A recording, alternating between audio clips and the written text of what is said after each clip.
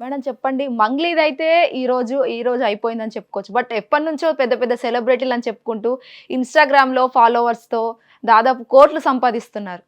ముఖ్యంగా విష్ణుప్రియ అని మాట్లాడుకోలేము. ఏంటి అసలు ఆవిడ విషయం ఏంటి, సినారియో ఏంటి ఓవరాల్గా?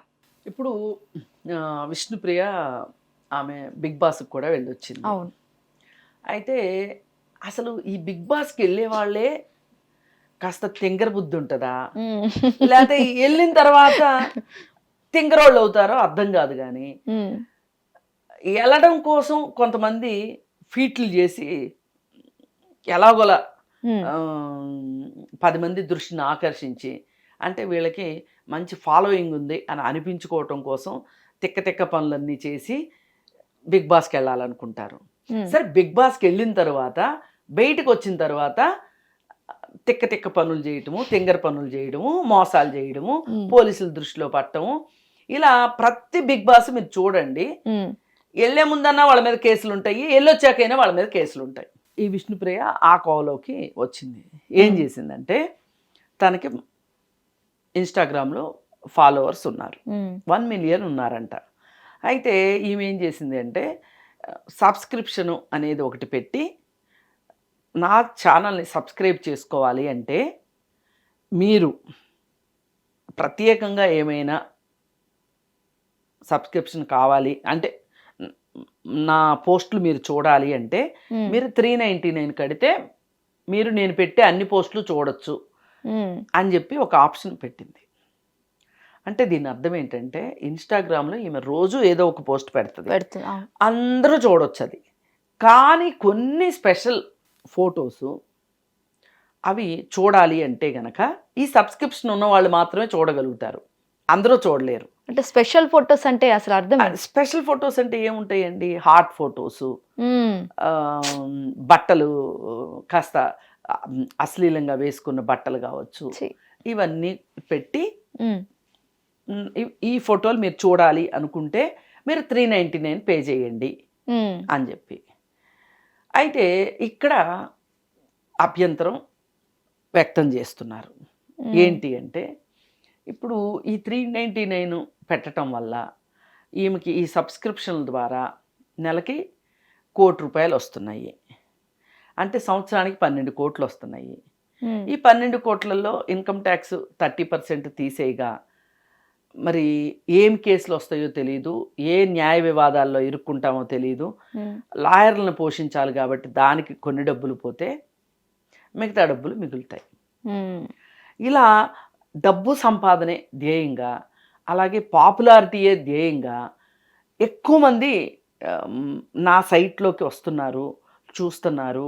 అంటే అది నాకు అదొక గొప్పగా ఫీల్ అవ్వటం కోసం విష్ణుప్రియ ఈ విధంగా ఒక కొన్ని హాట్ ఫొటోస్ని ప్రతిరోజు అక్కడ రిలీజ్ చేస్తుంది. అంటే దీని అర్థం నా వెల ₹399 మీరు చూడాలి అనుకుంటే అని ఆమె అందానికి ఆమె వెల కట్టుకుంది అనేది నేను మాట్లాడా ఆల్రెడీ.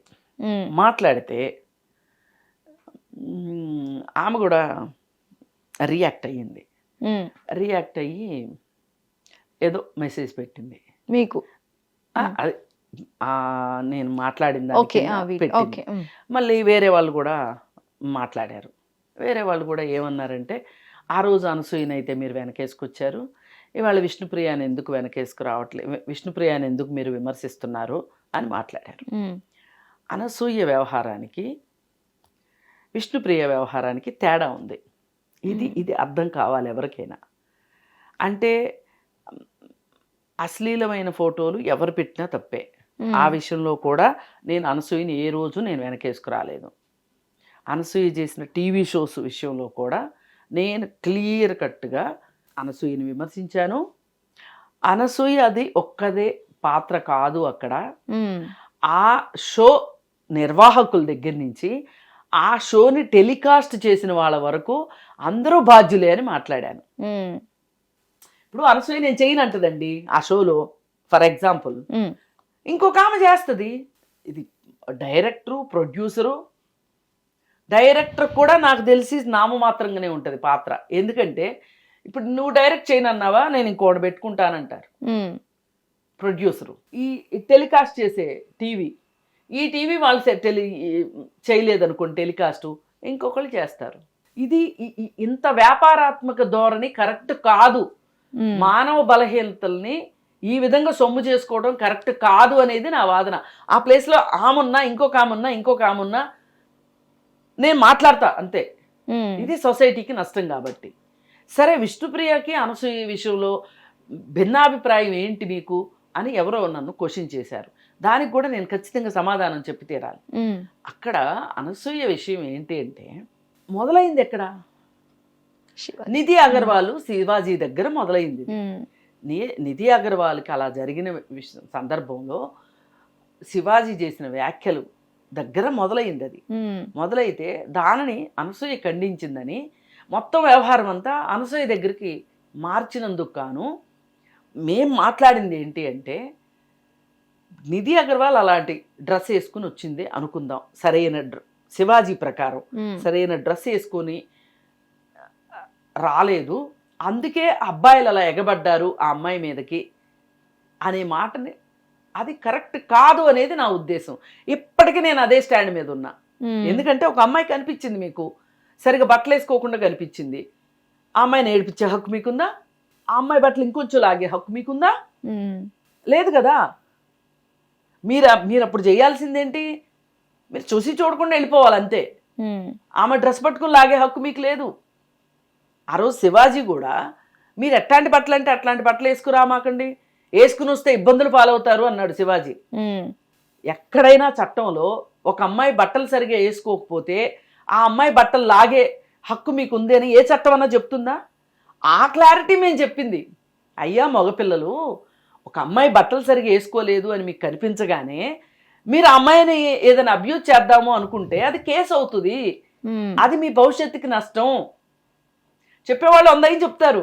ఇప్పుడు శివాజీ చెప్తాడండి, అయినా కానీ హీరోయిన్ మారలేదు అనుకుందాం, హీరోయిన్ పిచ్చి బట్టలు వేసుకుని వచ్చింది అనుకుందాం, ఉమ్, సపోజు ఆ అమ్మాయి కనిపించింది, ఈ పిల్లోడు ఎవడో బట్టలు లాగాడు, ఆ అమ్మాయి లాగితే కేసు ఎవరి మీద అవుద్ది?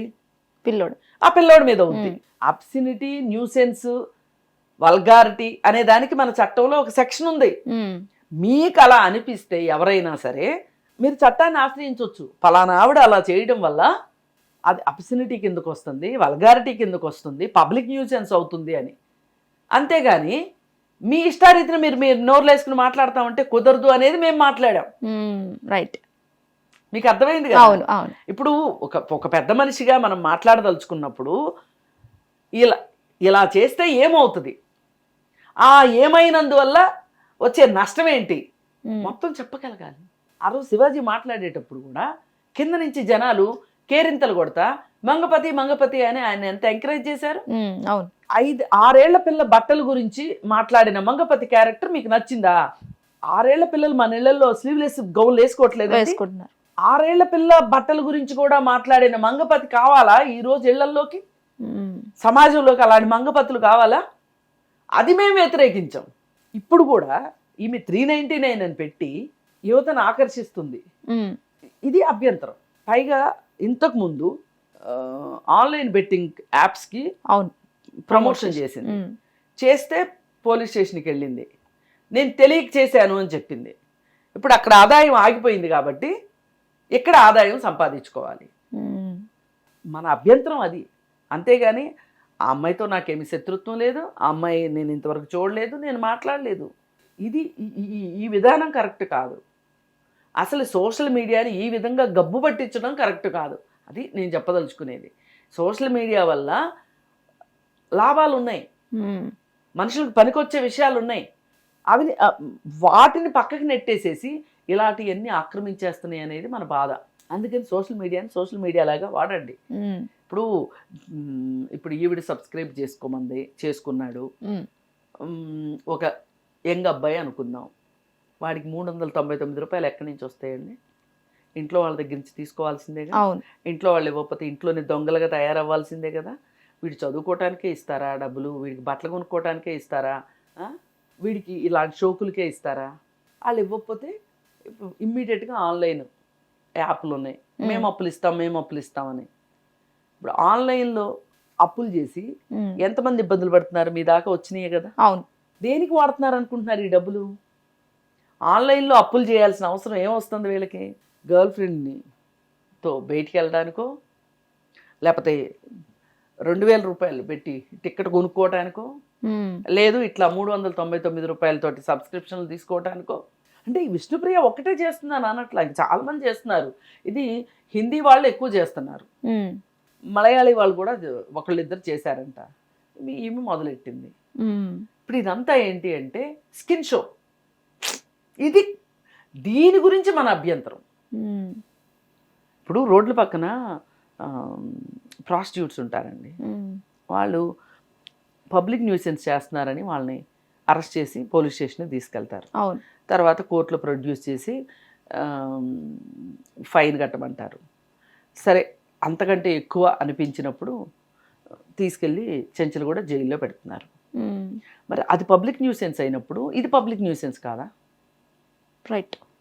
అది నా ఉద్దేశం. అందుకు నేను విష్ణుప్రియాని వ్యతిరేకిస్తున్నా. అయితే ఆమె కొంచెం వెటకారంగా పెట్టింది. ఏం పర్లేదు, ఆమె వెటకారంగా పెట్టినా. అంటే ఏమని కామెంట్ చేశారు మీకు? ఇది ఆవిడ పెట్టింది కూడా కాదండి.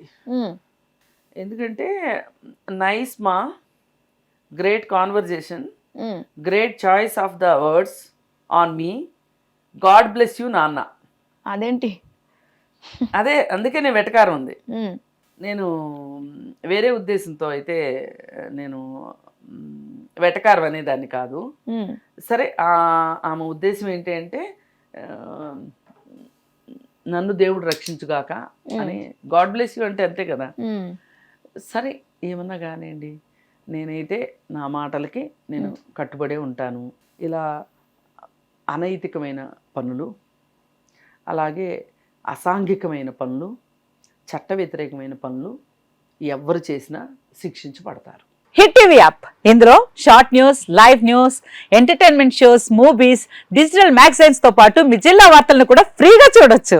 ఇంకెందుకు ఆలస్యం, వెంటనే హిట్ టీవీ యాప్ ని డౌన్లోడ్ చేసుకుని ఫ్రీగా ఎంటర్టైన్మెంట్ పొందండి. Hit TV app. Hit TV app. Please download hit TV app. Hit TV app ని ఫ్రీగా డౌన్లోడ్ చేసుకుని ఎంజాయ్ చేయండి. మీకు నచ్చిన ఎంటర్టైన్మెంట్ కోసం హిట్ టీవీ యాప్ ని ఫ్రీగా డౌన్లోడ్ చేసుకుని ఎంజాయ్ చేయండి. హిట్ టీవీ యాప్ ని డౌన్లోడ్ చేసుకుని ఆస్వాదించండి, ఆశీర్వదించండి. ఇంతమంది సెలబ్రిటీలు హిట్ టీవీ యాప్ ని డౌన్లోడ్ చేసుకోండి అని చెప్తున్నారంటే ఎంత మంచి యాప్ ఆలోచించండి. అమెరికా అమెరికా అమెరికా అమెరికాలో చదవాలనుకునే వాళ్ళకి విశ్వసనీయమైన పేరు మన శౌర్య కన్సల్టెన్సీ. UK లో 1 year masters, UK లో 1 year masters, 2 years work permit up to 5 years visa. Contact Saurya Consultancy. Contact 89851 89851.